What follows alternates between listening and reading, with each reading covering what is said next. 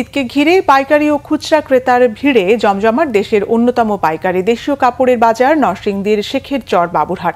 দেশের বিভিন্ন প্রান্ত থেকে পাইকারি ও খুচরা ক্রেতারা যাচ্ছেন এই হাটে। প্রতি বছরের মতো এবারও দোকানে দোকানে নিত্য নতুন কাপড়ের পসরা সাজিয়েছেন বিক্রেতারা। নরসিংদী প্রতিনিধি লক্ষণ বর্মনের তথ্য ছবিতে দেখুন ডেস্ক রিপোর্ট। প্রাচ্যের ম্যানচেস্টার খ্যাত দেশের অন্যতম বড় পাইকারি কাপড়ের বাজার নরসিংদীর শেখেরচর বাবুরহাটের ব্যবসায়ীরা এখন ব্যস্ত সময় পার করছেন। Sari, lungi, three piece, shirt piece, pant piece, পাঞ্জাবির কাপড়, বিছানা চাদর, থান কাপড় সহ দেশীয় প্রায় সব ধরনের কাপড় পাওয়া যায় এই বাজারে। তাই ঈদকে সামনে রেখে দূর দূরান্ত থেকে পাইকারি ক্রেতাদের পদচারণায় মুখর এখন বাজারটি।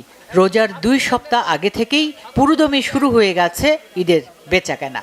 প্রতি বছরের ন্যায় আমাদের ঈদে নতুন নতুন কালেকশন থাকে, নতুন ডিজাইন, নতুন মোড়কে অনেক নতুন প্যাকেজিংয়ে অনেক প্রোডাক্ট আসছে। এই বছরের কালেকশনও ভালো, আমরা আশাবাদী লুঙ্গির বেচাকেনাও ভালো হবে। গত বছরের থেকে একটু ক্রেতা বেশি পাচ্ছি। আমাদের এখান থেকে নিয়ে দমস হলে খুচরা দোকানে বেচতে হয়, যার জন্য আমাদের বেচাকেনাটা আমরা রমজানের আগেই ভালো হয়ে যায়। সাশ্রয়ী আর মানে ভালো হওয়ায় সবসময়ই এই বাজারে ক্রেতাদের ভিড় থাকে।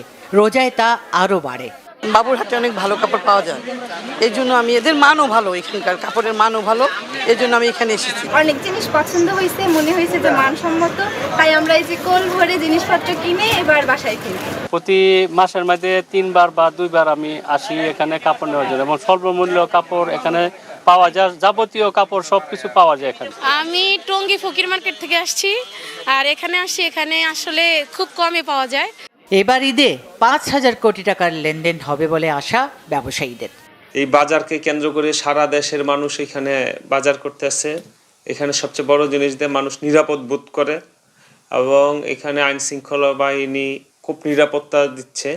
মানুষ এখানে নিরিবিলি হাতে টাকা ক্যারি করে নিয়ে যায়, এখানে কোনো বিশৃঙ্খলা ঘটে না।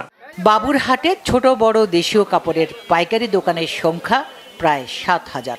ব্যবসায়ীদের নিরাপত্তায় বাজারে সিসি ক্যামেরা স্থাপনের পাশাপাশি পুলিশের উপস্থিতি সহ বাড়ানো হয়েছে নিরাপত্তা।